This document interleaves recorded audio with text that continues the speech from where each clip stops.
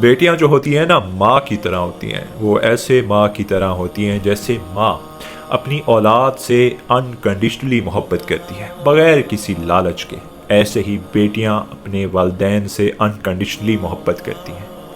میں خوش قسمت ترین سمجھتا ہوں خود کو کہ اللہ تعالیٰ نے مجھے بیٹی جیسی عظیم رحمت سے نوازا ہے، اور خوش قسمت ہیں وہ لوگ جنہیں اللہ بیٹی عطا فرماتے ہیں۔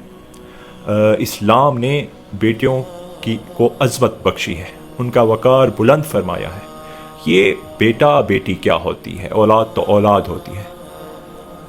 بدقسمت ہیں وہ لوگ جو بیٹیوں کے ساتھ ناانصافی کرتے ہیں، ڈسکرمنیشن کرتے ہیں، بیٹوں کو بیٹیوں پر فضیلت دیتے ہیں، گویا اللہ نے انہیں جنت کمانے کا موقع دیا اور انہوں نے ضائع کر دیا۔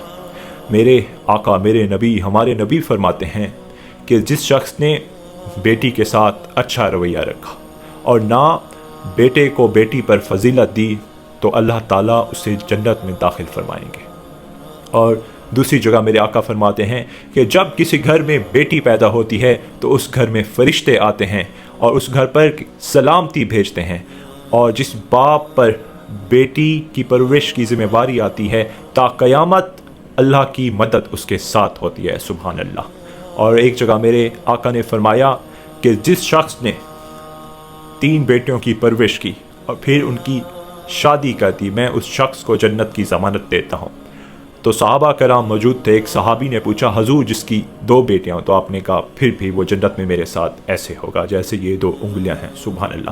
صحابی نے پوچھا میرے مولا، میرے آقا، ہمارے نبی، جس کی 1 بیٹی ہو، میرے آقا نے کہا پھر بھی وہ میرے جنت میں میرے ساتھ ایسے ہوگا، سبحان اللہ۔